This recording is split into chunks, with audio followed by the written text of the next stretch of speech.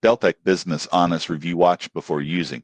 Most people assume accounting and project management software are all boring and identical, but what Deltek offers is very different, especially for government contractors and professional service firms. Deltek is a business software company best known for project-based accounting, resource management, time tracking, and compliance tools. It is widely used by engineering firms, government contractors, architecture companies, and consulting agencies. Here's what most people get wrong. They think Deltek is just another accounting program. In reality, it is designed around projects, not just transactions. That means everything revolves around tracking labor, expenses, billing, profitability, and compliance for individual contracts. Deltek tools help businesses stay compliant with government regulations like labor standards, cost accounting rules, and audit requirements. For companies working on public sector contracts, this can be critical. One of Deltek's biggest strengths is detailed reporting. Managers can see